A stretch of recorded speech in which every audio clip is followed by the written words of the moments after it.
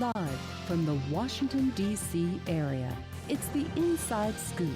All the news that our viewers want to know. Now, here's the host. I'm your host, Catherine Reed. Joining me tonight is Vicki Shabo. She's Vice President with the National Partnership for Women and Families. Welcome, Vicki. Thank you so much for having me, Catherine. So we met actually in July of last year in St. Louis at a wonderful grassroots conference called Netroots Nation. Yep. And I met you, and along with a lot of really remarkable women from a lot of wonderful organizations, and the topic of that conference was about paid family leave and paid family and medical leave, which is why you're here tonight, to kind of give us the backstory on how the National Partnership for Women and Families came to be and how you all have chosen this issue as the one that you are working on. Absolutely. So this is something that we've been working on for quite a long time. But to go back 46 years, the National Partnership for Women and Families was actually called the Women's Legal Defense Fund at the time of its founding. And it was founded by a group of women who felt like the legal needs of women weren't being met or addressed by existing organizations. They were particularly concerned at that time with women's access to credit, women getting their names back after divorce, all of these sort of bread and butter issues that were facing women in the 70s, 60s and 70s. And actually our current senior advisor was the first paid staff member, Judith Lichtman. She's still around. She sits around the corner from me. Wow. And the organization, for the beginning of its life, did a lot of direct service work, working with women who had legal issues. Pretty quickly, they came to realize that actually the way to make broader change was through public policies. So our organization wrote and helped pass the Pregnancy Discrimination Act of 1978, which basically said that pregnant women needed to be treated similarly in terms of access to benefits as men in the workplace.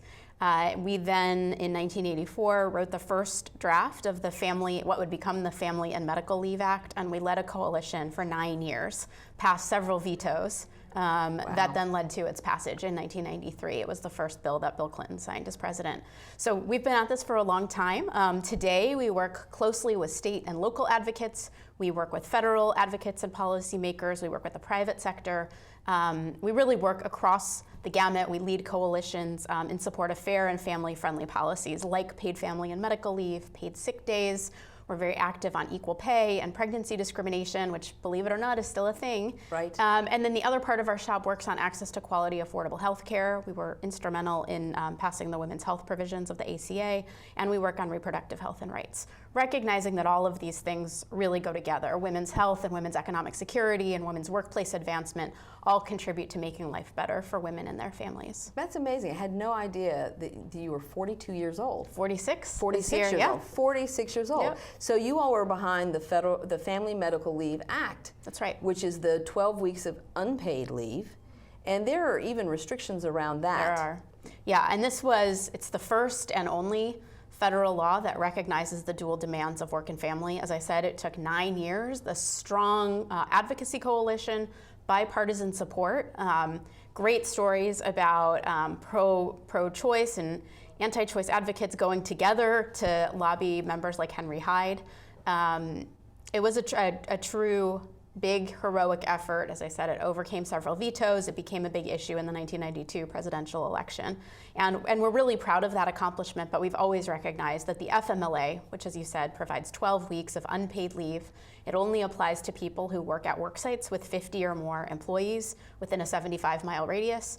It only applies to those who have been on the job for at least a year and have worked 1,250 hours in that year. So who's that cutting out? It's cutting out part-time, a lot of part-time workers, women who have cycled in and out of jobs because they have childcare issues, because our childcare system is crap, which we talked about before. Right. And it doesn't cover smaller employers. So that leaves out about 40% of the workforce overall. And then when you layer on top of that, whether somebody can actually afford to take unpaid leave if their employer doesn't provide pay on top of it, it really cuts down on who's eligible. In fact, in Virginia, more than half of workers either aren't eligible or can't afford unpaid leave. So that's a lot of people. That is a lot of people. I sit on the board of Bright Paths, and a lot of the families we work with are single moms with kids. And these things compound the issues people have who live in poverty. It only makes everything worse. Absolutely. If you're sick, you don't get paid. You don't get paid, you can't pay the rent and the mortgage. You can't, there's an impact, and it's a cascading, snowballing impact. So as far as where the United States is, we're so exceptional. I like to remind myself of that every day. I get up, I look in the morning, I'm like, oh my gosh, America, it's so exceptional that we're one of the few developed countries that does not have a policy around paid family leave. That's right. Other countries have unbelievable 6 months of paid leave, both leave for mom and leave for dad. Amazing. Denmark, Germany, Australia. And here we are, we managed to eke by in 1992 with 12 weeks of unpaid leave. Well, there's one way in which I think we have an opportunity to leapfrog now. And that is a lot of the countries in Europe and elsewhere put paid maternity leave policies in place, and that's one segment of what we're talking about when we talk about paid family and medical leave. They put paid maternity leave policies in place as much as 100 years ago. And the reason for it was to make sure that women were continuing to have children, but also to help push women out of the workforce when they did become pregnant. So there's a little bit of a double-edged sword there. Right. The more modern policies, more modern countries and adaptations have started to treat leave equally for women and for men, to create buckets of parental leave so that moms and dads are taking that leave, and then also to think about how we're dealing with the aging population, making sure that people can take time to take care of an elderly parent or a spouse or a sick child, not just a new child. And that we're being equitable about how that leave is distributed. And I hope a little bit later we'll be able to talk about sort of the principles that underlie a strong program.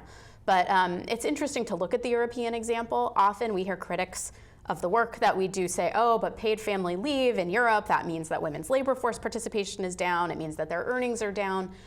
And it is true that if you have a crazy long 2 or 3 year leave, you do disadvantage women in the workforce. But we're talking about here is 12 weeks. 3 months. It's not career ending. And in fact, it's quite the opposite. So when women do have access to paid leave around the birth of a child, they're more likely to return to their job. They earn higher wages in the year after a child's birth. Both new moms and new dads are less likely to rely on public assistance or SNAP, food stamps, in the year after a child's birth. So there is this anti-poverty protective quality to it, as well as creating much better health outcomes for moms and babies, and better attachment for dads and babies as well. Well, so I sit on the Board of Equality Virginia, and so something that has really come to the forefront, I'd say in the last 3 years even, are same-sex couples having babies. Mm-hmm. So I have 2 wonderful friends, Peter and Brian, and they are expecting a baby girl in July. But what policies serve 2 dads with a newborn that requires all the things that a newborn requires, but they're 2 dads? Right. So the FMLA would cover them at this point if they're legally married. They are. So they each should have 12 weeks of unpaid leave. But yeah, in terms of paid leave, paid paternity leave in that case, it's really up to their individual employers, unless they live in a couple of states in the U.S. Well, they live here in Virginia, they're not covered. They're not covered. So let's talk about what companies are doing. I kind of get the feeling that where there is a vacuum, something rushes to fill it. And for companies that are forward-thinking, who are focused on employee retention, employee talent, they have filled the gap by creating their own private policies that are often generous to their employees. It's true, but it's really a small share. So overall in the US, just 14% of workers have access to paid family leave through their jobs.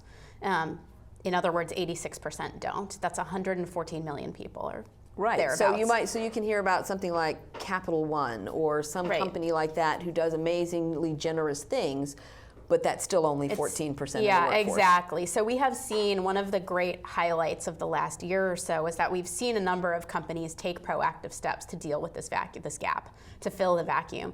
But those companies tend to have very highly skilled, highly paid, highly sought after workers. It's much more rare to see those kinds of policies applied to low wage workers. Even in the same workplace, there can be different policies for professional staff versus support staff versus contract workers, for example.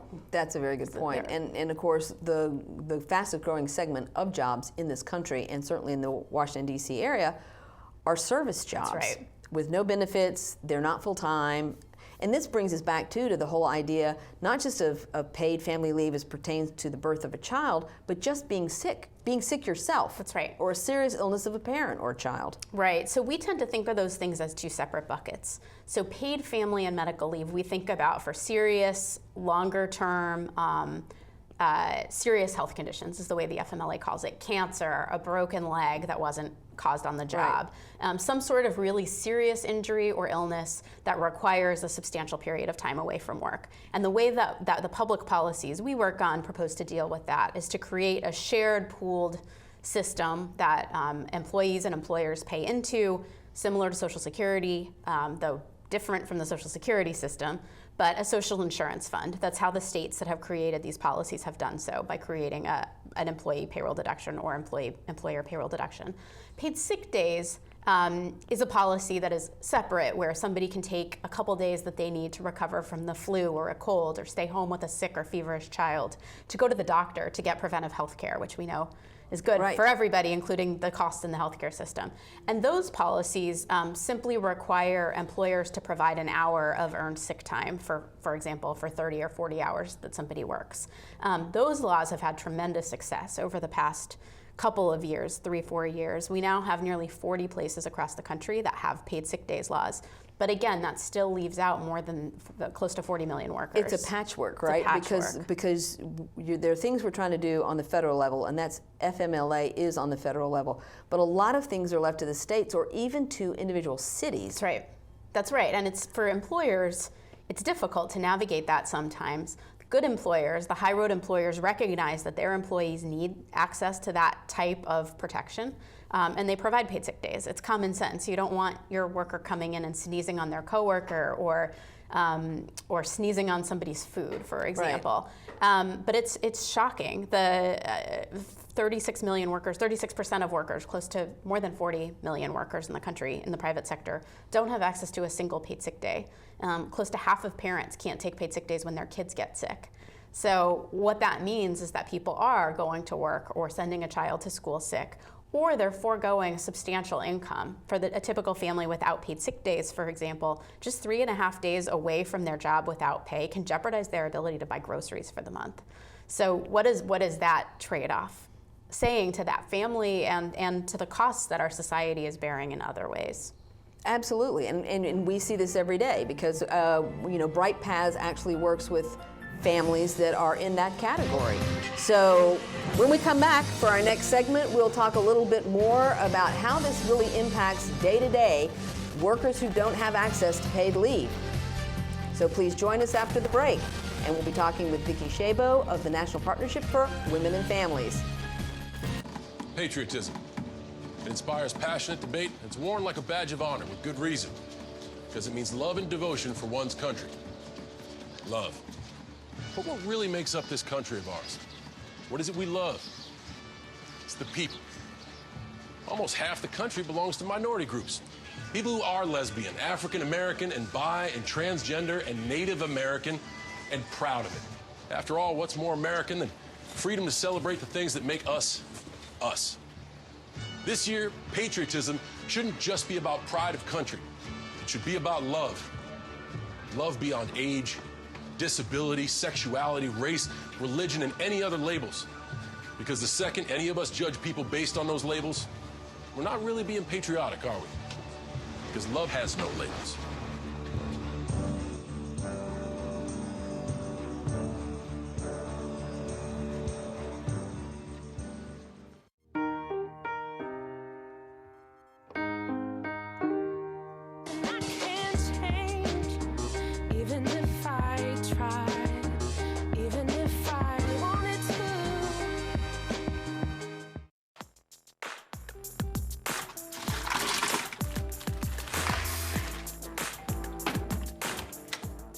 Thank you.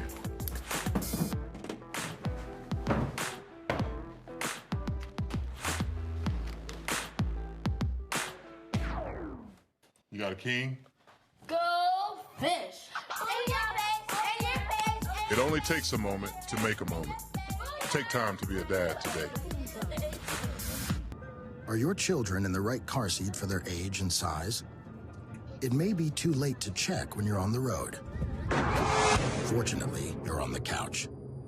Don't think you know. Know you know. We're back to the Inside Scoop. Here again, your host. Welcome back to Inside Scoop. I'm your host, Catherine Reed. Tonight we're talking about paid family leave and paid medical leave. And joining me is Vicki Shabo. She is with the National Partnership for Women in Families. Thank you so much for joining us, Vicki. Yeah. So we were talking as we went off the air about the real world impact of families who go without pay and they're already living paycheck to paycheck. And this is the difference between buying groceries, paying the rent, the utilities, and in the nonprofit I work with, we deal with these financial emergencies. So for us, it's very real. Not everybody works in a workplace where that impact is easily seen. It's kind of like a lot of people really, another one of my favorite things is the earned income tax credit. You can't look at people and know whether or not they're in a particular income bracket, even if you work with them. Yep. So it makes it difficult for people to see the real world or how pervasive it is. You were talking about the percentage of the workforce who simply has no access even to paid sick days. Yep. Yeah, it's astounding. So, again, it's 41 million workers who don't have access to a single paid sick day and more who can't use paid sick time that they have to care for a sick child. Because of the structures put around it. So I worked in HR many years ago and I can remember having that battle back in the early 90s about somebody taking their own sick day to care for a sick child. That's right. And somebody saying, well, you can't do that. It's intended for your own illness. Luckily, that particular company has now gone to PTO, paid time off. And I like the idea that you get this amount of time, whether it's vacation or it's whatever it is, it's your time, you earned it. And is that a model that you see? We do see PTO, and it is, I don't recall the statistics offhand, but a number of workplaces have PTO. The one challenge that I will say with PTO is that some employers have absence points. So if you haven't put in advance to use that PTO, you're docked. And you sort of have a black mark against you. And so if you do that too many times, you're disciplined or you're fired, which means that if you have a child who has chronic ear infections or a child that's, has an upset stomach or prone to being nauseous, you might end up with a terrible workplace consequence for that.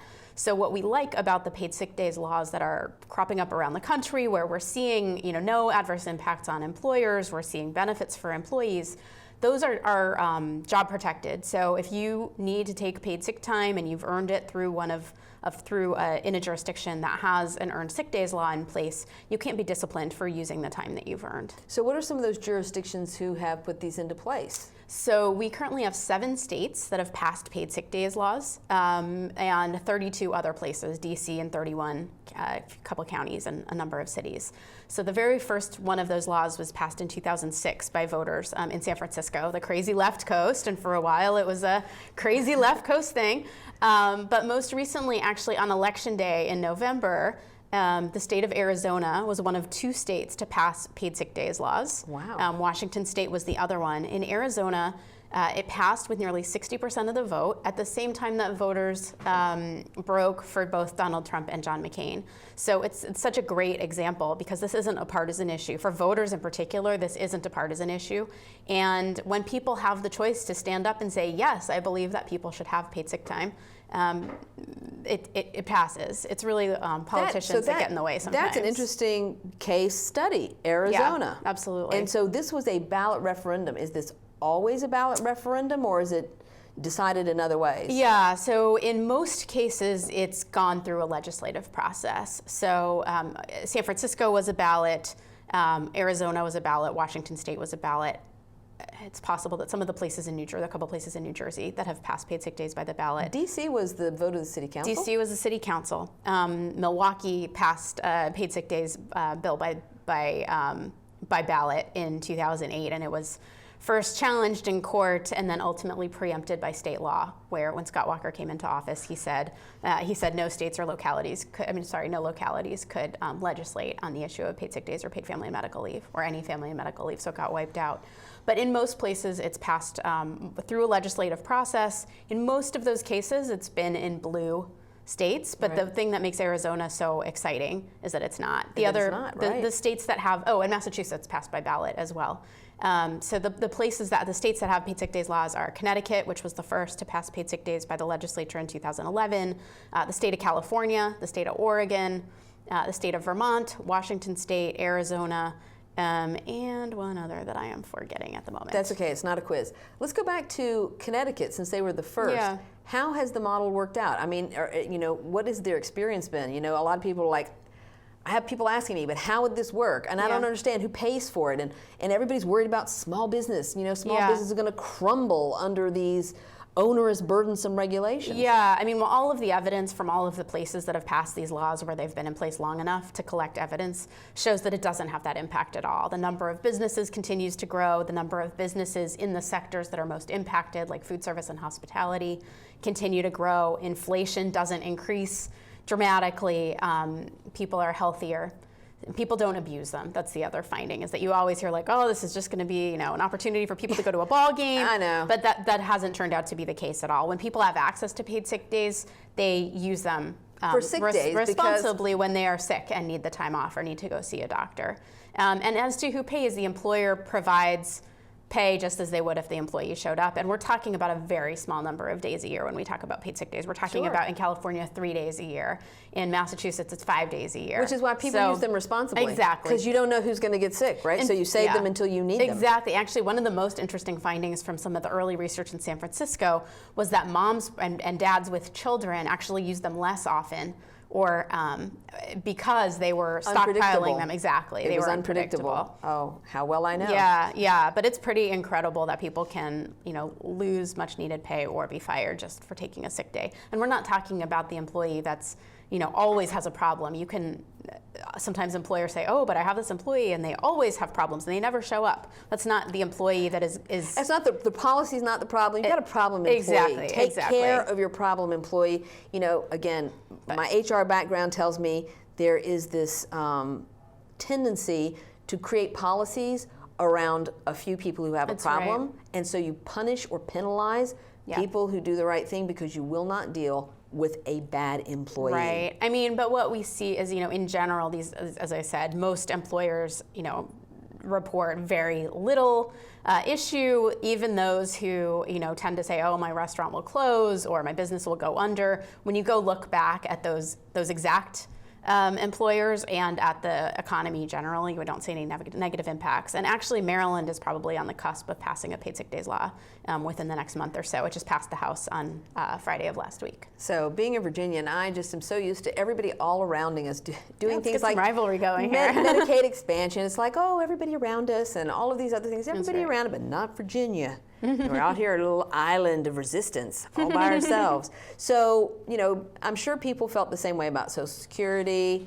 I'm sure the adoption of unemployment insurance policies, all of these things, I'm sure in their day were like, this is going to break the back of business. It's going to break the back of small business. Right. And people don't remember because now we're accustomed to them being the status quo. This is what we're accustomed to. Yeah, that's right. Actually, there's this really interesting project called the Cry Wolf Project that takes quotes all the way back to Social Security, all the way back to unemployment, and it's there's sort of this game you can play where you read the quotes in opposition, and they sound very much like the opposition that we hear now. And what it comes down to is really an ideological opposition to any regulation in the area of employer-employee relationships. Right, and so we were talking before the show started too about, I note that America, the United States, has such a dearth of women in our legislature, both federally and in our state legislators, that we're like 97th in the world of women as a percentage of our legislature. And we're one of the few countries that has no real paid leave policy. Do we think, could there possibly be any correlation between the lack of women in policymaking positions and good policies around, women and children? Possibly? Possibly, yeah. Right? I mean, I think that's probably one of the things that's going on. If you look at European countries with higher rates of women in parliament, you do see better policies. I think there's a lot of other things going on too. We are a nation that prides itself on individualism and people pulling them up by their bootstraps and sort of the mythology of is a good word. The rugged person out on the frontier who's making their own way. And that's really, I think, done us a disservice when it comes to thinking about how basic, smart public policy supports actually create more of a platform for independence and opportunity. And that's when we talk about paid family and medical leave, which was the other policy we were talking about, sort of a shared, pooled social insurance type program that insures people against sort of those inevitable but infrequent events like the birth or adoption of a child, like a seriously ill person in your family or yourself. Those are the kind of policy that actually, if you put it in place, would create a real platform that people could rise above and provide better for themselves, become more financially independent rather than needing government assistance of other kinds. So it makes sense. It's a win-win for everybody. Absolutely. And you know, they used to say about gay marriage that there was so much resistance because people didn't know people who were gay. You know, like LGBT, I don't know anybody who is. Actually, you did know a lot of people who were, but they just didn't tell you, right? So once people started knowing a lot of gay people or finding that they were related to them, suddenly gay marriage seemed like not such a bad thing. And so ask how many people who've had a family member with cancer. Like, my mother was ill with cancer for a year before she died. Mm-hmm. I quit my job and started my own company so that I could accommodate my mother's illness. I bet in America today, you'd be hard pressed to find anybody who was not touched by cancer. Long-term, serious. Exactly right. But I think here we tend to not think about these as issues that are discussed. We tend to think about, you know, how am I going to deal with my taking time off to care for my new baby at the same time as my neighbor is thinking about how he's going to take time off to care for his wife who has cancer, at the same time as the people across the street are trying to figure out how to schedule back surgery into their lives. So we all tend to treat these as very individual issues rather than thinking about what kind of structure needs to be in place to accommodate people's everyday lives and experiences. So some of this is education, communication, messaging. You know, this is the ACA. Mm-hmm. We had trouble with communicating that. That's right. And it got scrambled and mixed up, and a lot of people still don't understand. It's been evidenced in town hall meetings. Some people don't seem to understand that the ACA and Obamacare are kind of the same thing. Mm-hmm. Actually, they are the same thing. But they didn't understand it well enough. And I do think going forward, this is one of our challenges. I think that's right. I mean, on unpaid leave, I have seen a tremendous amount of progress, so much more conversation over the last 2 years, certainly in the last year than before. Some of that is the success of the state programs in California, New Jersey, Rhode Island, New York passed a law last year, DC passed a law just recently. Some of it is the companies that are taking action and starting to change the narrative. Some of it is activists who are speaking up and delivering, hundreds of thousands of petitions to lawmakers. Some of it is the fact that it became for the first time an issue in the presidential campaign last year. We had every Democrat endorsing the idea of a 12-week national paid leave bill, and we had a couple of folks on the Republican side talking about it too. And that was a real first. No, I think so too. I mean, obviously it's uppermost in a lot of people's minds. When we get back, we're going to talk a little bit more about how we can address the messaging and communication around helping people to understand why these policies are going to benefit all of us. So please join us after the break.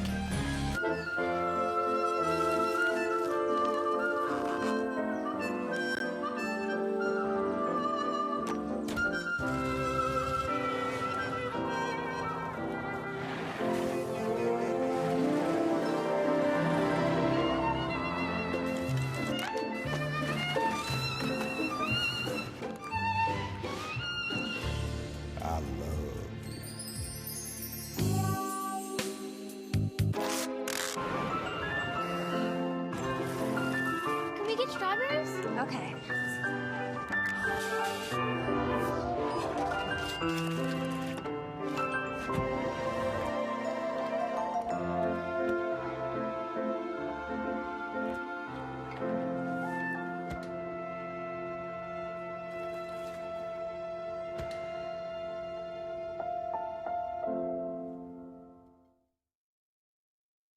Okay, so what would you bring to my company? What do you need? I need problem-solving skills. I got through high school without a car, a phone, or a computer. No college degree, though. Not yet, but life's taught me a lot, and I'm ready for more. Well, you're not the typical kind of candidate that I hire. But you are exactly what I'm looking for. Your company could be missing out on the candidates it needs most. Learn how to find a great pool of untapped talent at gradsoflife.org. They'll test you. try to break your will. But however loud the loudness gets, however many cheese puffs may fly, you're the driver, the one in control. Stand firm. Just wait. And move only when you hear the click that says they're buckled in for the drive. Never give up till they buckle up. It takes less than 1 minute to find out if you may have prediabetes, and you can do it here. So what are you waiting for? Just go to the site. We're back to the Inside Scoop. Here again, your host. Welcome back to Inside Scoop. I'm Catherine Reed, your host. Joining me tonight is Vicki Shabo of the National Partnership for Women and Families, and we are talking about paid family leave and paid medical leave. Thank you so much, Vicki. Thanks. So let's talk about the business case. We've talked about a little bit about how this might be structured, how it would be a shared expense between employer and employee, and how it would be a fund not unlike unemployment insurance.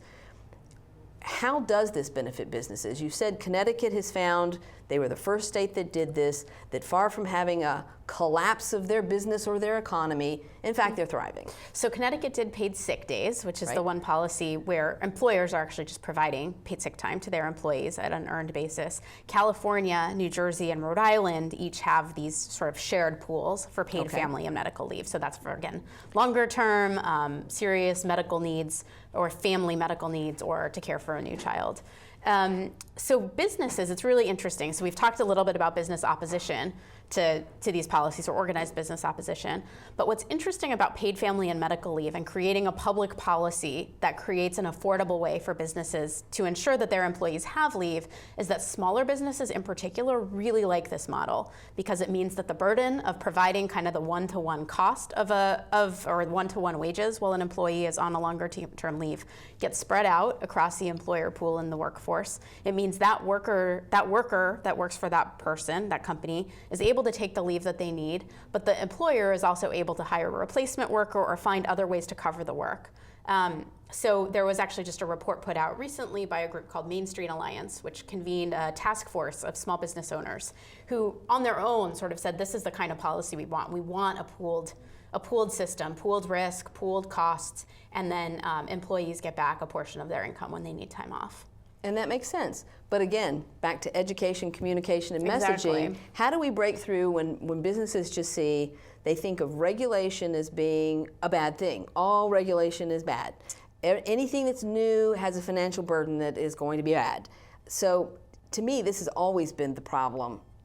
And there was a lot of mythology around what is good and what is not good, what benefits a business and what doesn't benefit a business. I mean, what I've found in my own work is that when you're actually able to talk to the decision maker at a business or talk to a very senior HR leader at a business or diversity and inclusion person, they get it. So we've been really fortunate to have to work with some great businesses on this campaign for national paid family and medical leave. And we, in particular, are working at the federal level around a particular bill and have had great success. Patagonia, Care.com, Levi Strauss, Eileen Fisher, these are some of the companies that have said, yes, I think that this proposal is the right proposal. And that's been a real way to start to change the conversation. That combined with companies that are adopting their own policies and are doing it because they know that it is a worthwhile investment has really started to flip the conversation from where it was even a couple years ago. Do you have companies that have, one of the ones that leaps to mind is Starbucks, who have predominantly part-time workers. They seem to be very kind of on the forefront of tuition reimbursement and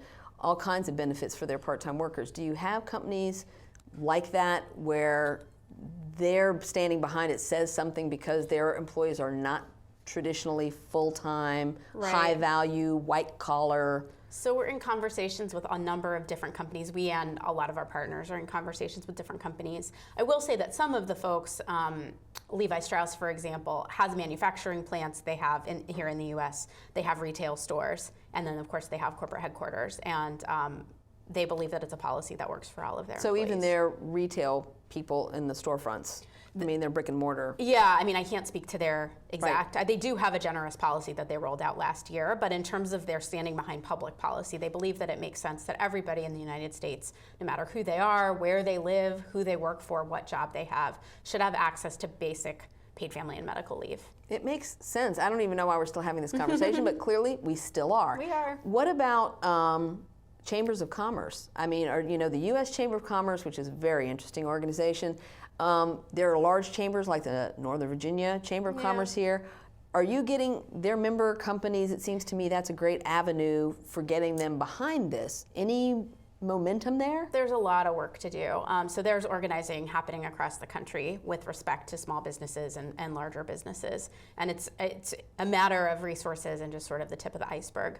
But in New York State, for example, the local chambers of commerce were engaged in the conversation, did believe that paid family and medical leave was important, and were part of helping to at least shift the conversation. I can't say for sure if they supported the law that ultimately passed, but it did pass in a split Senate and was signed by Governor Cuomo. So and it is bipartisan. I mean, I find it fascinating. To me, Arizona is the best example of the fact that you can overcome what people think of as resistance to regulation in general. Yeah, I mean, it's interesting. I think voters are overwhelmingly supportive both of paid sick days and of paid family and medical leave.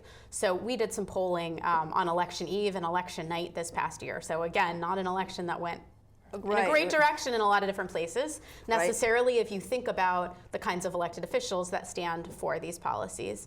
But we had 82% of voters say that they think that it is important for the next president and Congress to address issues like paid family and medical leave and paid sick days.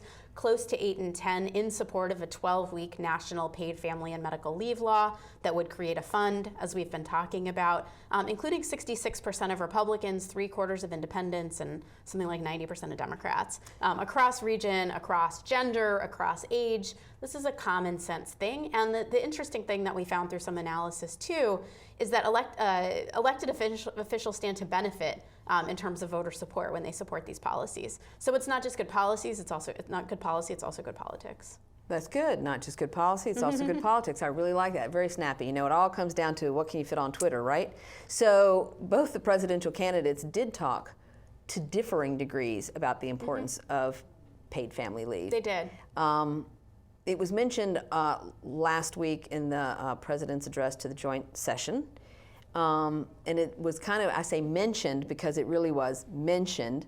And the devil is in the details. So I noticed that on March 3rd, the ACLU put out an article about the devil being in the details. And from what they have seen or have heard about the policy, it isn't exactly the conversation that Kirsten Gillibrand and Rosa DeLauro have been having with their federal legislation. That's right. So walk us through these differing conversations. Absolutely. So the Senator Gillibrand from New York and Representative DeLauro from Connecticut have for the last couple of years put in a bill called the Family Act, the Family and Medical Insurance Leave Act, which would create a national paid family and medical leave fund funded through payroll deductions, very small payroll deductions, 0.2% of a worker's wages up to a cap. So about $1.50 a week for the typical worker, $1.50 a week for that worker's employer. Also self-employed people can pay in. So it's covering the entire workforce. And in return, when a person has a new baby or adopts a child or has a foster child placed with them, when they have a parent or a spouse or partner or child who has a serious health condition, when they themselves have a serious health condition, or when a military service member in their family deploys and there are things that they need to deal with, certain things, they're able to take up to 12 weeks with 2/3 of their usual wages, up to a cap. So for middle income families, this is 66%. At some point it starts to bottom off, recognizing that higher wage folks might be able to afford more or have more benefits through their employers. It prohibits employers from retaliating against somebody who asks for or takes the leave. And this is, again, a common sense, shared way of addressing this problem, recognizing the shared benefits that come back not just to workers and their families, but also to employers and the economy. So that's comprehensive. It applies equally to women and men. It covers the full range of caregiving. It's done in a sustainable, affordable way. It provides adequate benefits and it's secure. People are not faced with negative consequences on the job for taking it. These are, by the way, what we think of as kind of key principles in any paid leave plan that folks can use to really address, does this check all the boxes or is it lip service? So that's sort of the Gillibrand DeLauro proposal. It was just reintroduced again on February 7th, which marked the 24th anniversary of unpaid leave under the Family and Medical Leave Act. It was introduced with record levels of support, both in the Senate and at the point of introduction in the House. So it's been exciting. It's similar to the proposal that Hillary Clinton talked about on the campaign trail. It's the same proposal that Bernie Sanders talked about. And the other three candidates who were in the primary race on the Democratic side also endorsed the concept that checked all these boxes. Okay. On the Republican side, in the primary election, we had Marco Rubio talk about tax credits to employers who choose to provide paid leave. And then finally, in the final months of the general election, we had Donald Trump talk about paid maternity leave, only for new mothers who gave birth, only for 6 weeks, and with an average wage replacement of somewhere between 33 and 50% of a worker's wages, which based on research from California, we know wouldn't be enough. Also, no new funding coming into the program, or coming into any program to fund it. It would be funded through fraud and abuse in the unemployment insurance program. So that is what was put out during the campaign, and we can talk more about the pros and cons of each of these. But it was interesting and frankly, quite something to hear him talk on Tuesday night, to say that he believes that he wants to work across party lines to ensure that new parents have paid family leave. We've never heard a Republican president say something like that ever, and certainly not in a joint address to Congress. But again, the devil is in the details. We don't know more about how that would happen, and in the absence of any other additional details, one can only assume he may have backed off of paid maternity leave only, which we see as a positive step, but only to cover new parents, maybe not to do it on a nationwide basis, maybe not to require, but rather to incentivize. Unclear what that's going to look like, and it means that there's a lot of work to do. Education work with the public, education work with policymakers, and with the private sector about why a true, strong paid leave plan, a plan that meets the American people where they are, looks more like the checklist than anything less. Right. So a lot of people sort of feel like the driver in his even addressing this is Ivanka Trump, his daughter, obviously a working woman with children of her own, and she is, I think, in this particular respect, I mean, she understands that there's a pressing need, and so I give her all due credit, for I do believe she is the person who is pressing this as an issue. But because he does not have a lot of policy advisors in place, there's a lot of unfilled positions still in the Trump administration, and it's really not clear to a lot of people other than Jared Kushner and Ivanka and some of the people that we know are in his inner circle, exactly who is advising the president. Right. And I think as we go forward, that presents an opportunity perhaps for organizations to do the education, communication, messaging to the administration, or perhaps we're going to find that it's not going to be the carefully crafted, detailed things that your research and your empirical data and your modeling and the experience have shown us to be successful. So in our final segment, when we get back, we're going to have a few minutes. Join us. We're going to be talking about what we can all do to help move this issue forward, because it affects all families. Everybody needs paid family leave. So join us after the break. You know what, guys? There's a lot of tree branches and dry brush over here. We should probably move the bonfire over there.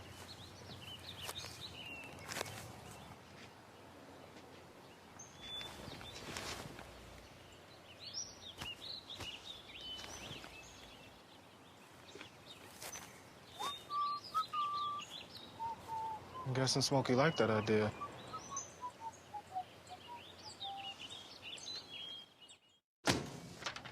Hey, Hard, what's this? That's my resignation. You're resigning? Why? You've been putting me under a lot of pressure lately. That's why I'm ready to quit. Oh, I forgot. I'll do better. Please don't quit on me. Don't let your heart quit on you. Get your uncontrolled high blood pressure to a healthy range before it's too late. So you can't save money? That's easy as pie. Brown bagging lunch instead of going out. $6 save times 5 days a week times 10 years is $21,000. That's a lot of lettuce. Small changes today, big bucks tomorrow. Feedthepig.org. Did you know kids who play outdoors have healthier lungs? Totally. I did. Did you know that boys that play with dolls make better husbands? My son has lots of dolls. But did you know terry cloth diapers breathe better? I did. It's totally true. Oh, yeah. Did you know that strollers have the right of way on the sidewalk? Yes. Yep, I did. Did you guys Did you know that kids who eat breakfast have higher GPAs? Yeah, I know. Yeah. That's actually what I was going to say. Did you know babies should never touch silver? It's really bad for them. I knew that. Did you guys know that statistically friendly kids have more friends? Mm-hmm. Yeah. That's obvious. Did you know most people think they're using the right car seat for their kid, but they're not?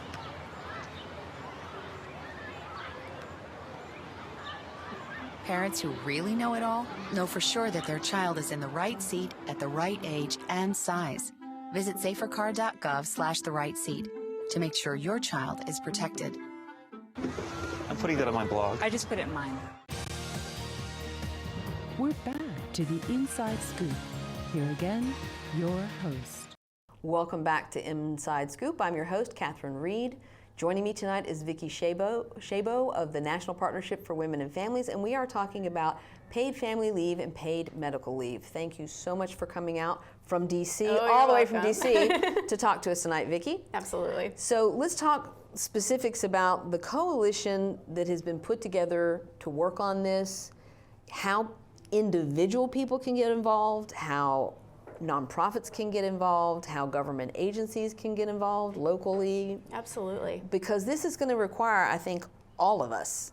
I think that's right. And so, picking up where we left off, I think being very clear about what a policy covers and what it doesn't, and what does it mean for the people who are left out to be left out. So for example, a paid leave policy that covers only new mothers obviously is leaving out fathers, which is critical, because if you just have a policy for new moms, you're reinforcing sex stereotypes, you're making it more likely that women will be discriminated against on the job. You're leaving out the opportunity for fathers to take time with a new baby, for example, and you're leaving out a lot of same-sex parents. Absolutely. Even if you have a policy that is parental leave only, you're leaving out the aging workforce. In Virginia, for example, there are more than 1 million people who are family caregivers. You're leaving them out of this. You're leaving out people who need leave for their own serious health conditions and then can go back to work, when in reality we could create a program that works for everybody in a very affordable way. So I think it's important to be clear who we're talking about and who it benefits, and then conversely, who is harmed. The breadth of our coalition, so the National Partnership for Women and Families, we convene a national work and family coalition. Paid family and medical leave is a key focus of that entity. The coalition has around more than 300 organizational members across the country, small groups, big national advocacy groups, and others. You guys just did a letter. You sent a letter to the president. I think you had 315 Yeah, so that was a bit of a organizations? different constellation. But what you're talking about is the women's. We and our partners at the National Women's Law Center convened a broad table of organizations It was a list of things. Yeah, that serve or advocate for women, and we addressed 6 different areas. So workplace issues, paid leave and paid sick days, equal pay was part of that, but also the safety net and fair taxation, education, healthcare and reproductive rights, access to justice and reducing violence, and equal rights broadly. We had, I think, over 300 organizations across impressive. the country sign on to a letter to the president. We released it publicly and to the press last week as well. But at the National Partnership, we also convene a separate coalition that is focused exclusively on issues like paid family and medical leave and paid sick days. It's got partners ranging from the NAACP to the ACLU to Trust for America's Health to the American Public Health Association, to some caregiving groups and some children's groups like 0 to 3, the YWCA and others.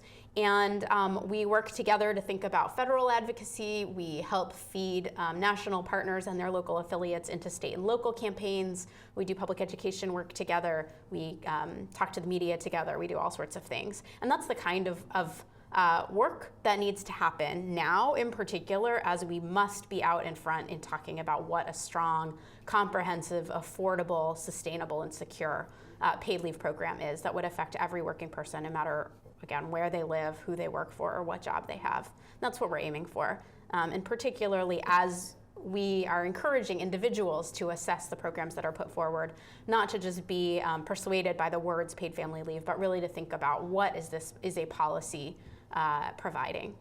So your website, nationalpartnership.org. That's right.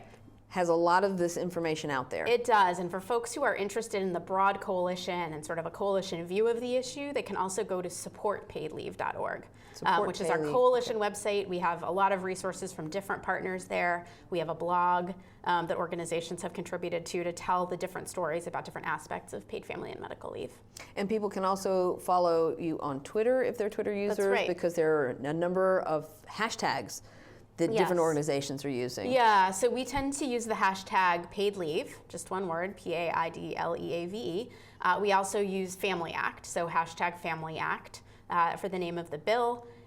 We use sometimes paid leave checklist to talk about all the different pieces that are up here.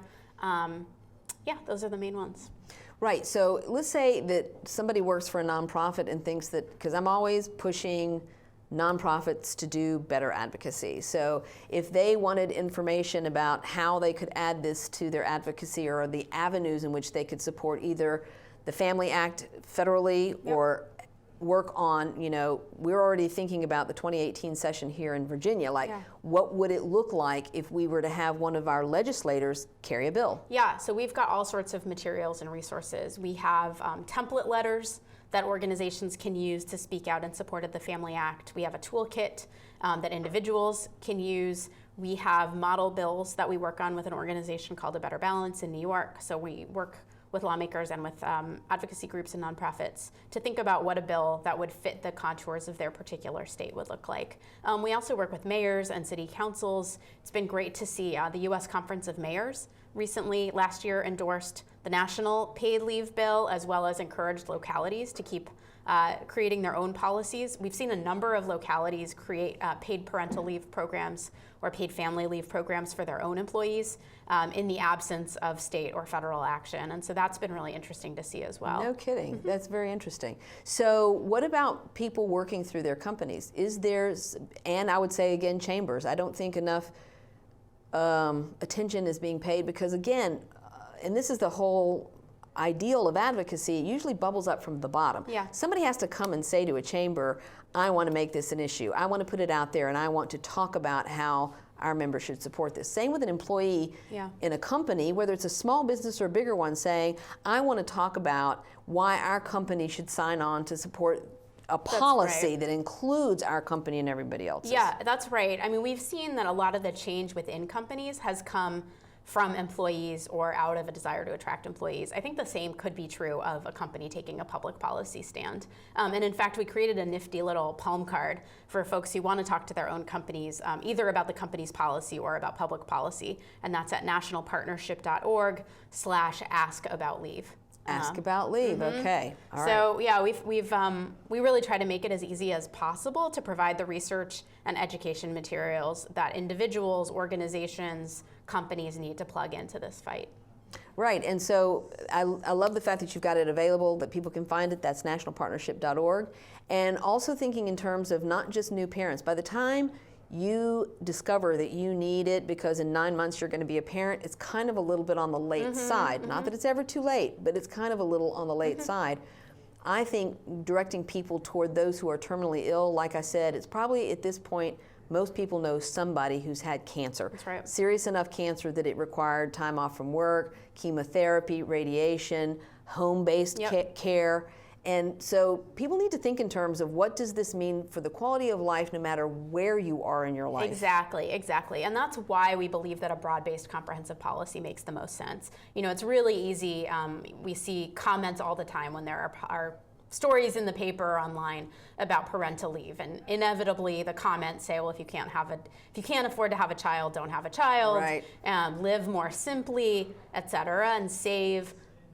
You know, regardless of how you feel about those particular comments, nobody plans to get cancer. Nobody plans for their mother to have a stroke and to need to take time to deal with that. But these happen. These circumstances happen to everybody at one time or another, unfortunately. And our failure to create a policy, a national standard, a national baseline to deal with those circumstances is really hurting us and the economy. It's hurting families, and it's hurting loved ones who rely on working people to take care of them in those very difficult times. So talking about the stories, and I think you're right, generally when we are lobbying for legislation in Richmond, one of the most powerful things is to take somebody down to give their personal testimony to a committee. so that people can understand the real world impact. Exactly. I have a friend whose mother fell down a flight of stairs and is recovering from surgery. She broke her arm, and and Alex is struggling. And you think, would having people tell their stories, is there a venue in which we can collect stories that help people to understand this could happen to anybody, it could happen to you tomorrow? Yeah.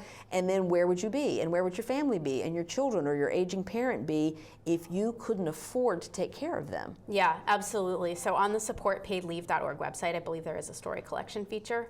A lot of our coalition partners collect stories as well, Moms Rising, Family Values at Work, and others. So yeah, story collection is a huge piece of this. It's very hard to look somebody in the eye who is telling you, about their child who was in the NICU and they didn't have time. One of the times a few years ago we did a story collection. I always remember this because it was just so heartbreaking. This woman who wrote in, she was the primary breadwinner in her family. Her husband, this was during the recession, her husband had lost his job. She gave birth, her daughter was in the NICU, and she had to go back to work 5 days after giving birth by C-section with staples in her stomach because she couldn't afford any time off, and her employer didn't offer paid leave. And she was worried that if she took too much time, she also would just lose her job. And that's not how we should be here in the US. It's crazy. Nearly a quarter of new moms go back to work within 2 weeks of giving birth. I know, that's crazy. 2 weeks. It's crazy. It is. I went back to work with my second one at 5 weeks, and and I had a C-section too. So I know all about this, and there was no even FMLA. Right. There was nothing, and I had no leave. Right. I had no leave and couldn't afford to take any more time off. Right. So I agree that people need to tell their stories, and they also need to think beyond just the baby children aspect. Yes. To understand that at any time it could affect any of us. And so I encourage people to go out to your website to look for all the tools that you offer. The story collection, the palm card, it's nationalpartnership.org. Following you on Twitter is helpful. Getting the information out, being an advocate. I think the biggest thing is that we all have a more powerful voice than we think we do. Absolutely. We've seen evidence of that over the last 2 months or so. Exactly. Yeah. And they're having a lot of town halls now, and a lot of the town halls are centered around this tussle over replacing Obamacare. But people need to raise their hand in town hall meetings and say, but what about this? That's right. Because this is very much tied in with healthcare. Absolutely, it's incredibly tied in with healthcare. We have a guide, as I said, a toolkit on our website that has prompts to ask questions. It's got call scripts. It's got sample letters to the editor. So I hope people will find that helpful. Well, I think they will. I mean, you have been a wealth of information. This is something that's on everybody's mind. It's in the headlines. People are talking about it. Yeah. And I think people are like, we should have it, but they don't. Too often people are like, I think we should have it, but they don't look in the mirror to see the responsibility we could all take to be part of the solution. Right. That's right. One tool we haven't talked about that's easy for folks to use, you can get your Twitter handle out right now. Go to WeTweet.org. WeTweet.org. And select Family Act or Paid Family Leave, and you can tweet at your members of Congress. Just put in your zip code, and super easy. Tweet them your story, tweet them your interest in supporting the Family Act, and there you go. Fantastic. Thank you so much, Vicki. This has been Catherine. so informative. We really appreciate it. We hope that people will tune in and look up those resources online. Great. Get involved. Be an advocate. Use your voice. People are more powerful than they actually think they are. Be the voice of change. People, go out there and talk about the Family Act.